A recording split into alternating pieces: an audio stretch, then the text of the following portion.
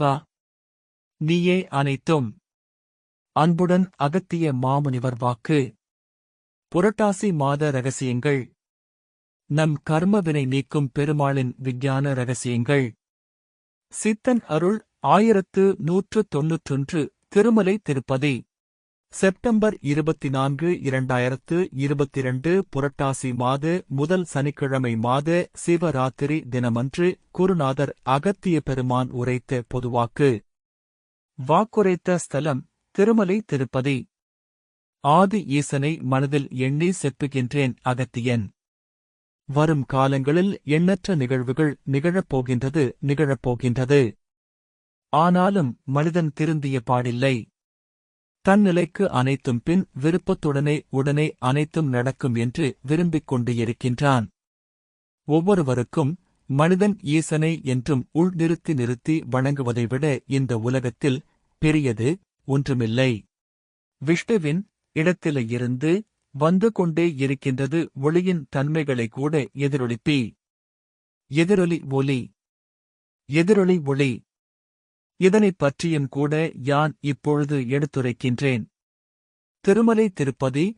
இம்மலையில் இம்மாதத்தில் புரட்டாசி நிச்சயம் ஒளிக்கற்றைகள் ஒளிக்கதிர்கள் இங்கே சரியாக விழும் என்பேன். அதாவது பின் பெருமாள் இருக்கின்றானே அங்கேதான் சராசரியாக விழும் என்பேன். திருமலை திருப்பதி. அவ்வெருமாளுக்கு சக்திகள் அதிகம். திருப்பதி. இதில் பட்டு உடனடியாக சரியாக சூரியன் வருவான் அதிகாலையிலே. ஒளிக்கற்றை சரியாகவே அங்கிருந்து பின் பெருமாள் மீது படும். திருப்பதியில் பெருமாளிடமிருந்து எதிரொலிப்பு திறன் என்பது முதலில் பத்மநாப சுவாமி. திருவனந்தபுரம் அனந்த பத்மநாப சுவாமி. ஒளிக்கற்றை கீழ்நோக்கி பாயும். மற்றொரு ஒளி கற்றை தற்போது முக்திநாத் என்றே அதனையும் பெயரிட்டு குறிப்பிடுகின்றார்கள். அங்கே விழும் என்பேன் அப்பனே. ஒளிக்கற்றைகள் விழும் பொழுது கூட நிச்சயமாய் பெருமாள் உயிரோட்டமாகவே. லட்சுமி ஸ்ரீதேவி பூதேவி இவற்றின் தன்மைகளை உணர அதனால் தான் பின் பெரியோர்கள் இங்கு திருப்பதி வணங்கி வர தெய்வத்தின் அருள் உடனடியாக கிடைக்கும் என்பேனதாவது நாராயணனின் அருள் பரிபூரணமாக கிடைத்துவிடும் நலமாகவே சூட்சுமமாக மனிதர்களுக்கு உரைத்துக் கொண்டிருக்கின்றேன் அப்பனே. இதைத் தெரிந்து கொண்டால் நன்று என்பேன் அப்பனே. இதை என்றும் அறியாத அளவிற்கு கூட அதனால்தான் இம்மாதத்திற்கு புரட்டாசி தனிச்சிறப்பு உண்டு. இதனை ஒளிக்கற்றைகள் விழும் சமயத்தில் நிச்சயம் பெருமாளை நினைத்துக் கொண்டு தன் மனதில் என்ன இருக்கின்றதோ அதை நிச்சயம் பெருமாளிடம் கூறினால் உடனடியாக நிறைவேற்றிவிடுவான். ஆனாலும் இதற்கும் காலங்கள் பதில் சொல்ல வேண்டும் அப்பனே.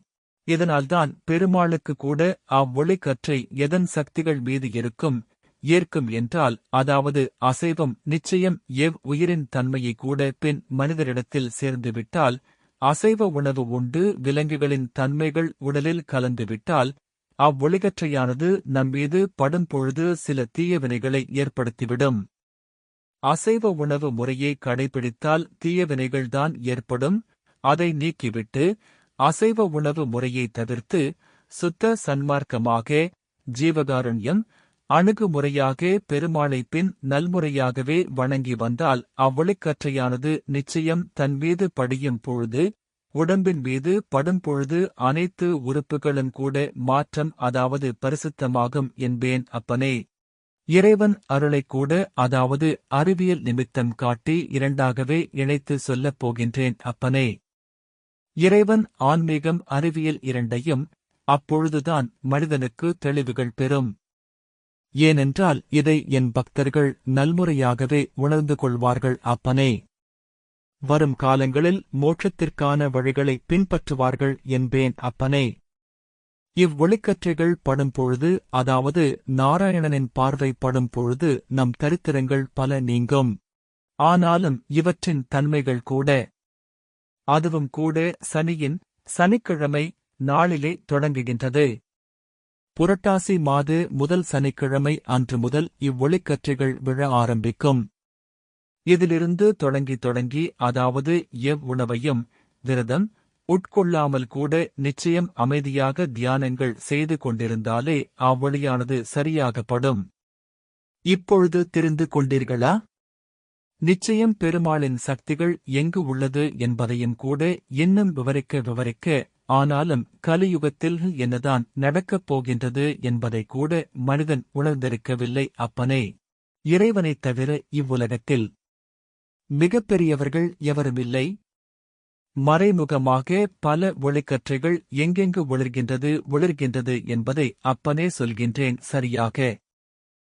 ஒளிக்கற்றையானது ஒவ்வொரு மாதத்திலும் இப்புரட்டாசி திங்கள் முதல் அப்படியே தை மாதம் வரைக்கும் நல்விதமாகவே விழும்.